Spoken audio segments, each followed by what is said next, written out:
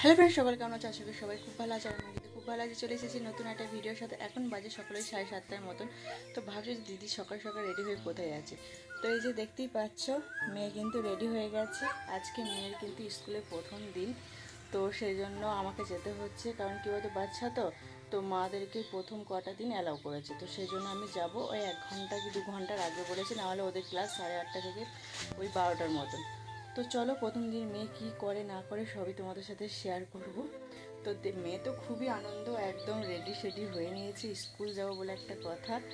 তো সবাই আশীর্বাদ করো, প্রথমবার স্কুল যাচ্ছে আমার মেয়ে, যেন অনেক বড় হয়, অনেক পড়াশোনা করে, অনেক মানুষের মতন মানুষ হতে পারে, এইটুকুই চাই আমার। তো চলো, আমি এখন জাস্ট জামাটুকু পরেছি, তো ভাবলাম যে আগে ভিডিওটা স্টার্ট করি, তারপর একটু রেডি হয়ে নেবো। তো চলো এখন যাক, তোমার দাদা এখন স্নান করছে, স্নান টান করে আমাকে দিয়ে স্কুলে ও দোকান বেরিয়ে যাবে। তো চলো, সারাদিন না কী করি না করি সবই তোমাদের সাথে শেয়ার করবো। তো চলো, তোমার ভিডিওটা দেখতে থাকো, আশা করি ভালো লাগবে। এই দেখো, মেয়ে কিন্তু একদম রেডি হয়ে গেছে। কেমন লাগছে অবশ্যই কিন্তু বলো। একদম স্কুল ড্রেস পরে মেয়ে তো খুবই খুশি, দেখতেই পাচ্ছ কেমন লাফাচ্ছে দেখো। এখানে দেখো, আমরা স্কুল যাওয়ার জন্য কিন্তু তিনজনেই বেরিয়ে পড়েছি। আজকে ওয়েদারটা খুবই ভালো ছিল, একদমই বেশি রোদ্দুর ছিল না, হালকা হালকা মানে মেঘলা মেঘলা ছিল, খুবই ভালো ছিল। তো যাই হোক, তারপর স্কুল থেকে সোজা চলে এসেছি বাড়ি। এখন বাজে হচ্ছে 1:45 মতন। মেয়ে স্কুল ছুটি হয়েছে 12টার সময়। তো তারপর এসে খাওয়া দাওয়ার পরে একদম রেস্ট নিয়ে নিয়েছিলাম, তারপর কোনো আর ভিডিও শ্যুট করিনি গো। স্নানও করা হয়ে গেছে এদিকে আমার। হ্যালো ফ্রেন্ডস, এখন বাজে বিকেল 5টার মতন। তোমরা হঠাৎ করে ভাবছো যে দিদিভাই শ্বশুরবাড়িতে কী করছে।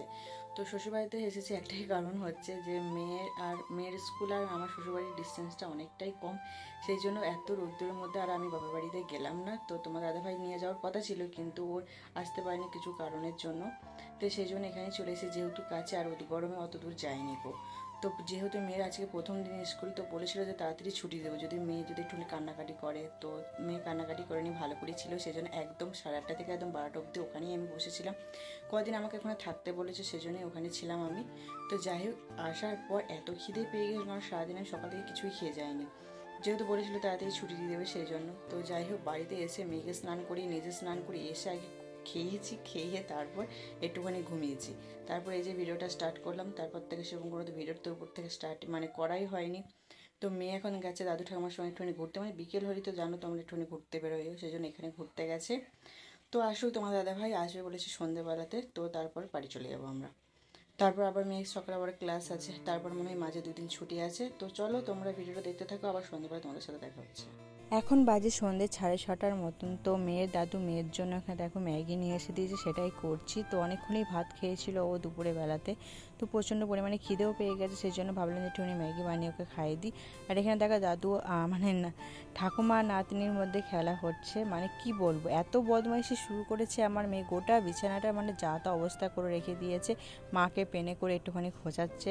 তো যাই হোক, এখন রেডি হয়ে নিয়েছি, বাড়ি যাব। এখন বাজে সন্ধ্যে ওই 7:45টার মতন। দেখতে দেখতে কিন্তু অনেকটাই রাত হয়ে গেছে। তো যাই হোক, একবারে দোকান বন্ধ করে কিন্তু আমরা বাড়ি চলে এসেছি। আসার পর থেকে কিন্তু আমরা মোগলাই কিনে নিয়েছিলাম, সেটাই এখন খাচ্ছি। তো চলো, আজকের ভিডিওটা এখানেই শেষ করছি। যদি ভালো লাগে অবশ্যই সেটা লাইক কমেন্ট শেয়ার করে দিও। Tata, bye bye.